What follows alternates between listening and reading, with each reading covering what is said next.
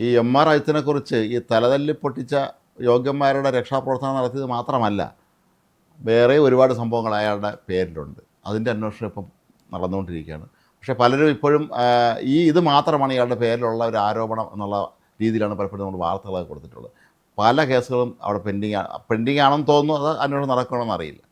ഒന്നിന് പുറകെ ഒന്നായിട്ട് എല്ലാം ഇപ്പോൾ പൊങ്ങി വരും. കാരണം അജിത്തിന് ഇപ്പോൾ പിടിവള്ളിയില്ല.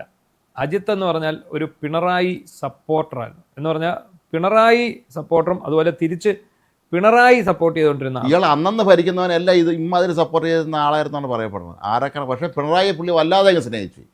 ഈ അജിത്ത് ഈ കഴിഞ്ഞ 10 വർഷത്തിനുള്ളിലാണ് ശക്തനായി മാറിയത്. കാരണം അയാൾ പലരോടും വ്യക്തിപരമായിട്ട് പറഞ്ഞിരുന്നു എന്ന് പറഞ്ഞു, എനിക്ക് സമുദായ സംഘടനകളുടെ ഒന്നും പിൻബലമില്ല, രാഷ്ട്രീയക്കാരുടെ പിൻബലമില്ല, ഉദ്യോഗസ്ഥ തലത്തിലുള്ള പിൻബലമില്ല, എൻ്റെ മേളിലും താഴെയുള്ളവർ ആരും എന്നെ സപ്പോർട്ട് ചെയ്യുന്നു, എനിക്ക് ആകെ ഒരു സപ്പോർട്ട് എൻ്റെ പിടിവള്ളി പിണറായിയാണ്. പിണറായി സാറും അദ്ദേഹത്തിൻ്റെ ഭാര്യ കമല ചേച്ചിയും. അപ്പോൾ പിന്നെ അവർക്ക് വേണ്ടി ഞാൻ മരിക്കും. ഭീമൻ രഘു പറയുന്ന പോലെ ഞാൻ അനുസരണയുള്ള കാവൽനായയായിരിക്കും എന്നുള്ള രീതിയിലാണ് നിന്നത്. അങ്ങനെ നിന്നു എന്ന് മാത്രമല്ല, ഇയാൾക്ക് പറ്റിപ്പോയത്, അജിത്തിന് പറ്റിപ്പോയൊരു സംഭവം, അജിത്ത് ഈ ശശിയുടെ വലയത്തിലായി. പൊളിറ്റിക്കൽ സെക്രട്ടറി എന്ന പി ശശി ഈ അജിത്തും ഈ പറയുന്ന PV അൻവറുമായിരുന്നു ഇതിനകത്ത് യഥാർത്ഥ കുത്തിത്തിരിപ്പ്. അതിൽ PV അൻവർ പണി കിട്ടി. ഒരു പോസ്റ്റ് പോലും PV അൻവർ ഇട്ടിട്ട്. PV അൻവറിനെ കുറിച്ച് ഇപ്പോൾ ഒന്നും കേൾക്കാനേ ഇല്ല. PV അൻവർക്ക് എന്ത് പറ്റിയെന്ന് പോലും നമുക്കറിയില്ല. ഇനി ആഫ്രിക്കന് പോയതാണോ എന്നറിയില്ല. ഏറ്റവും സത്യമായ ഒരു കാര്യം, പിന്നെ മറുനാടൻ മലയാളിയെ രക്ഷപ്പെടുത്തിയത് അജിത്താണെന്നും അജിത്ത് ഷാജന്റെ കയ്യിൽ നിന്ന് 2 കോടി രൂപയോ രണ്ട് കൈക്കൂലി വാങ്ങിയെന്നൊക്കെ പറഞ്ഞ് ആരോപണം ഉന്നയിച്ചിരുന്ന ആളാണ് PV അൻവർ. ഞാൻ ഈ ഇവന്റെ പുക കണ്ടേ അടങ്ങത്തുള്ളൂ എന്നൊക്കെ പറഞ്ഞ് അയാളെ പ്രതിക്കൂട്ടിലാക്കാൻ വേണ്ടി ഈ മലപ്പുറം SP ആയിരുന്ന സുജിത്ത് ദാസിനെ അടക്കം കള്ളക്കേസിൽ കുടുക്കി സസ്പെൻഡ് ചെയ്യുകയും ഒക്കെ ചെയ്തതാണ്. ഈ ആകെ കടന്ന് വിരകി നശിപ്പിച്ച ഒരാളാണ് അൻവർ. എന്നാൽ ഇന്നിപ്പോൾ ഞാൻ അൻവറിൻ്റെ ഫേസ്ബുക്ക് എടുത്ത് നോക്കി, ജൂലൈ 3 ശേഷം ഒരു പോസ്റ്റും ഇല്ല. ഇന്നലെ ഇത്രയും വലിയ ഒരു സംഭവം ഉണ്ടായപ്പോൾ നമ്മുടെ പല വാർത്തകളുടെ അടിയിൽ പലരും വന്ന് ചോദിക്കുന്നുണ്ട്, അൻവർ എവിടെ പോയി? അൻവർക്കായിരുന്നല്ലോ ഏറ്റവും ദേഷ്യം ഈ M.R. അജിത് കുമാറിനെ കുറിച്ച്. സ്വർണ്ണം കുഴിക്കാനെങ്ങാനും പോയാൽ ആഫ്രിക്കല്ലേ? അല്ല, ഒരിക്കൽ പിണറായി വിജയൻ പറഞ്ഞു ഓർക്കുന്നില്ലേ, PV അൻവർ പിണറായിയെ പിതൃതുല്യനായിട്ട് കണ്ടിട്ട് പിന്നെ പിണറായിയുടെ തന്തയ്ക്ക് വിളിച്ച ആളാണ്. അപ്പോൾ അന്നേരം പിണറായി വിജയൻ ഈ അൻവറിനെ കുറിച്ച് പറഞ്ഞൊരു കാര്യമുണ്ട്. അയാൾ പറഞ്ഞു, മറുനാടൻ ഷാജനെ വഴിവിട്ട് അറസ്റ്റ് ചെയ്യണം. ഞങ്ങൾ പരമാവധി പരിശ്രമിച്ചു, നടന്നില്ല, അതിൻ്റെ കലിപ്പാണെന്ന്. അപ്പോൾ എന്താണ് അതിനർത്ഥം? വഴിവിട്ട് അറസ്റ്റ് ചെയ്യാനാണ് ഞങ്ങൾക്ക് പറ്റിയില്ല എന്ന്. അത് പിണറായി വിജയൻ്റെയോ ശശിയുടെയോ അജിത്തിൻ്റെയോ ഗുണമല്ല, കോടതികളുള്ളതുകൊണ്ടാണ്. ഇവർ ചെയ്ത് മുഴുവൻ വഴിവിട്ടാണ്. അത് നമ്മുടെ നാട്ടിൽ കോടതികളുകൊണ്ട് മാത്രമാണ് നമ്മൾ രക്ഷപ്പെട്ടത്. അതെ. അപ്പോൾ അങ്ങനെ അന്ന് ഞാൻ എന്നാൽ ഈ അജിത്തിനെ തീർത്തിട്ടേ ഉള്ളൂ എന്ന് പറഞ്ഞു. അങ്ങനെയാണ് ഇവിടെ ഒരു വലിയ നമ്മൾ രാജ്യദ്രോഹ കേസും ഒക്കെ ഇവർ കൊണ്ടുവച്ച് ഓർക്കുന്നില്ല. ഈ അൻവർ ഉന്നയിച്ച ആരോപണമാണ് ഈ ഫ്ലാറ്റ് വാങ്ങിച്ചത് അജിത് കുമാറിന്റെ. അപ്പോൾ അൻവർ ഉന്നയിച്ച അജിത്തിനെതിരെ ഒരുപാട് കാര്യങ്ങളുണ്ട്. അൻവറിന്റെ കലിപ്പ്, പിണറായിയോടും പുള്ളി കലിച്ചതും അൻവറിനോട് കളിച്ചതും മറുനാടൻ ഷാനെ ഒരു ദിവസം പോലും നിങ്ങൾക്ക് ജയിലിടാൻ സാധിച്ചില്ല എന്ന് പറഞ്ഞു. ഈ ഒരൊറ്റ പ്രശ്നത്തിലാണ്. അതെ. പിന്നെ ഇയാൾക്ക് ഈ സ്വർണ്ണക്കടത്തുമായിട്ട് ബന്ധപ്പെട്ടിട്ടുള്ള എന്തൊക്കെയോ വിഷയങ്ങൾ അതുകൊണ്ടായിരുന്നു. എന്തായാലും ഈ അജിത്തിനെ പുള്ളിക്ക് കലിപ്പ് വന്നത് ഇതുകൊണ്ടാണ്. അപ്പോൾ അജിത്തിന്റെ പുറകെ അയാൾ തിരക്കി ഇറങ്ങി. അയാൾ ഓർക്കുന്നുണ്ടോ, അജിത്തിനെതിരെ ബോർഡ് വെച്ച് സത്യാഗ്രഹം വരും. അയാൾ അവിടെ പോയി സത്യാഗ്രഹം വരുന്നതാണ്. അപ്പം അന്ന് അൻവർ ആരായിരുന്നു? അന്ന് ഈ CPM-കാരുടെ ഒരു വലിയ മാനസപുത്രനും അൻവറിന് വേണ്ടി ആരൊക്കെയായിരുന്നു അന്ന് പോസ്റ്റ് ഇടുന്നത്? അൻവറിന്റെ കൂടെ നിന്ന് ഓരോരുത്തർ പോസ്റ്റ് ഇട്ട് അഭിമാനത്തോടെ എന്താണ് കടന്നൽ രാജ, ഇതാണ് ഡബിൾ ചങ്ക് എന്നൊക്കെ പറഞ്ഞ് ഇയാൾ പറയുന്ന തള്ളെല്ലാം കൂടെ കേട്ടുകൊണ്ട് ഇയാളെ പൊക്കിക്കൊണ്ടാണ് അതേ ഓമാര് തന്നെ വന്ന് ഇയാളെ പോസ്റ്റ് വന്ന് തെറി വിളിക്കാൻ തുടങ്ങി. പിണറായി വിജയന്റെ തന്തയ്ക്ക് ഇയാൾ വിളിച്ചോടെ. അപ്പോൾ അങ്ങനെ നടന്ന അൻവറിനെ പോലും കാണാനില്ല. അൻവറാണ് ഈ ഫ്ലാറ്റ് വിവാദം കൊണ്ടുവന്നത്. വാങ്ങിയ ഒരു ഫ്ലാറ്റിന്റെ കാര്യം അത് ഈ ആ വിഷയമെല്ലാം കോടതിയിൽ സെറ്റിലായി പോയതാണ്. എന്ന് പറഞ്ഞാൽ അതിനകത്ത് ഇയാൾക്കെതിരെ നടപടിയൊന്നും വന്നതായിട്ട് എനിക്ക് അറിഞ്ഞുകൂടാ. അത് സംഭവം ഇതാണ്, ഈ കോൺഫിഡൻറ്റ് ഗ്രൂപ്പിൻ്റെ ഒരു ഫ്ലാറ്റ് അദ്ദേഹം വാങ്ങുന്നു, 35 ലക്ഷം രൂപയ്ക്ക് വാങ്ങുന്നു. ഈ വാങ്ങിയതിന് ശേഷം ഇത് പേരിൽ എഴുതുന്നില്ല, സ്റ്റാമ്പ് ഡ്യൂട്ടി കൊടുക്കേണ്ടി വരും. അതിന് അയാൾ അത് പിന്നീട് വാടകയ്ക്ക് കൊടുത്തു. 35 ലക്ഷം രൂപ തന്നെയാണോ എന്നുള്ള ദൈവത്തിന് അറിയാം. കോൺഫിഡൻറ്റ് ഗ്രൂപ്പിൻ്റെ 1 കോടി രൂപയും മേളി വരും. അത് ഈ 35 ലക്ഷം രൂപയ്ക്ക് ഇയാൾ എടുത്ത ഫ്ലാറ്റ് പേരിൽ എഴുതിയില്ലേലും ഇയാൾ അത് വാടകയ്ക്ക് കൊടുക്കും. എന്നിട്ട് വാടക ഇയാളുടെ അക്കൗണ്ടിൽ മേടിക്കും. പൊട്ടനാന്നുള്ളതിന് ഏറ്റവും വലിയ തെളിവാണ്. അതിനകത്ത് അക്കൗണ്ടിൽ മേടിക്കുന്നു. ഇയാൾക്ക് പേരിൽ അല്ലാത്ത ഫ്ലാറ്റിന്റെ വാടക ഇയാളങ്ങ് അക്കൗണ്ടിൽ മേടിക്കും. അപ്പൊ ഫ്ലാറ്റിന്റെ വാടക ഇയാൾ വാങ്ങിക്കും. അതപ്പോ കൈക്കൂലിയായില്ലേ ആണല്ലോ. അപ്പൊ അന്നേരം എന്ത് ചെയ്യുന്നു, അതിനുശേഷം ഇയാൾ ഇതിന് വിൽപ്പനയ്ക്ക് ഏൽപ്പിക്കുന്നു. ഇയാൾക്ക് വാങ്ങിക്കാൻ പറ്റുന്ന ഒരു ബയർ വരുന്നു. ഈ ബയറിന് ഇയാൾ ഇത് വിൽക്കുന്നു. അത് വിൽക്കുന്നതിന് മുമ്പായിട്ട് ഈ ഫ്ലാറ്റ് ഇയാൾ സ്വന്തം പേരിലാക്കുന്നു. 35 ലക്ഷം രൂപയ്ക്ക് എഴുതുന്നതായിട്ട് കാണിച്ച് സ്വന്തം പേരിലാക്കുന്നു.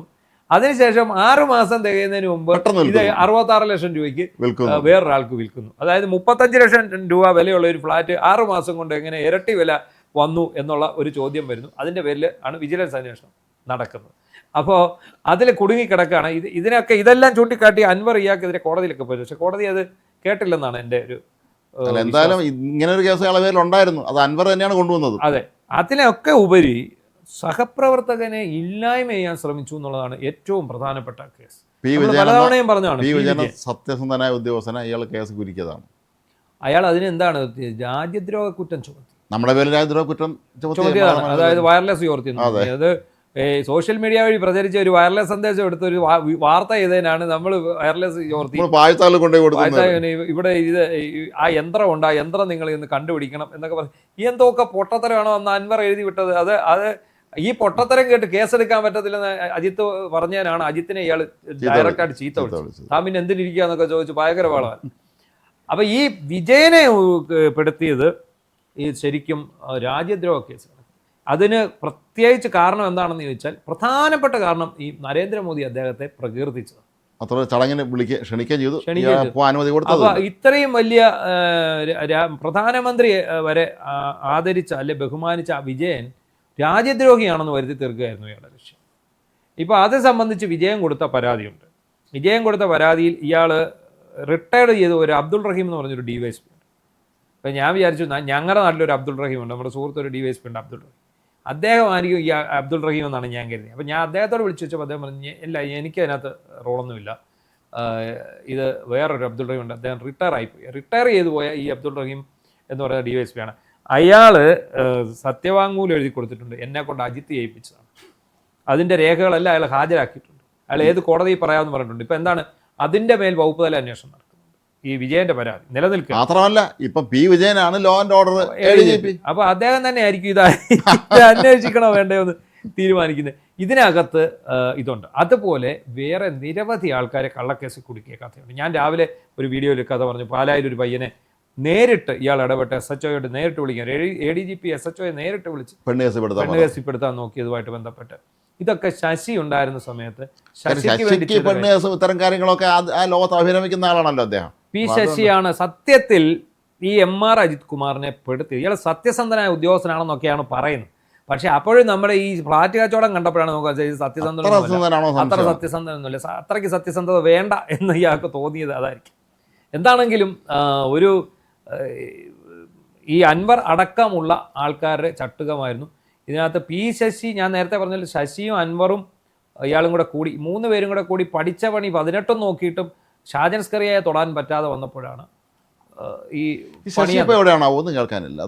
ശശി ഇപ്പോൾ ശശിയുടെ പ്രധാന പരിപാടി ശശി പരിപാടിയെല്ലാം നിർത്തി മാറിയിട്ട് ഇപ്പോൾ ശശിക്കെതിരെ വാർത്ത കൊടുക്കുന്നവർക്കെതിരെ വക്കീൽ നോട്ടീസ് അയക്കുക എന്നുള്ളതാണ് ഇപ്പോൾ അദ്ദേഹത്തിന്റെ പ്രധാനപ്പെട്ട. അയാൾക്കൊരു അല്ല അത് ഫാം ഉണ്ട്. ആ ഫാമും വെച്ച് കളിച്ച വഴിവിട്ട കളികൾക്ക് മുഴുവൻ ഒത്താശ ചെയ്തു കൊടുത്തതും പോലീസ് മുഖേന സഹായം ചെയ്തു കൊടുത്തതും ഈ MR അജിത് കുമാറാണ്.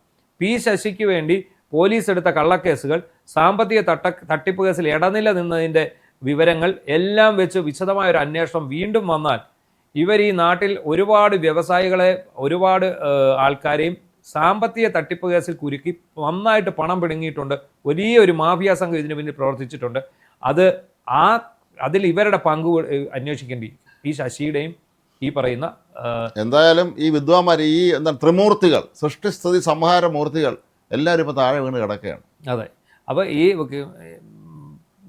സതീശൻ സർക്കാരിന് ധൈര്യമുണ്ടെങ്കിൽ അക്കാലത്ത് MR അജിത് കുമാർ നേരിട്ടിടപെട്ട കേസുകൾ അന്വേഷിക്കണം, പുനരന്വേഷിക്കണം. പ്രധാനമായും സാമ്പത്തിക തട്ടിപ്പുകൾ സംബന്ധിച്ച കേസുകൾ പുനരന്വേഷിക്കണം. ആ കേസിൽ P. ശശിക്ക് എന്ത് റോളുണ്ടായിരുന്നു എന്നുള്ളത് അന്വേഷിക്കണം. അതിൻ്റെ പേരിൽ ആരെങ്കിലും സാമ്പത്തിക നേട്ടം ഉണ്ടായിട്ടുണ്ടെങ്കിൽ അതും അന്വേഷിക്കണം. കാരണം ഇവർ നടത്തിക്കൊണ്ടിരുന്ന മുഴുവൻ വമ്പൻ കച്ചവടങ്ങളായിരുന്നു. അത് പല ആൾക്കാർ ഇതിൽ അനുഭവസ്ഥരാണ്. ഭയം കാരണമാണ് ആരും പുറത്തു പറയാറ്.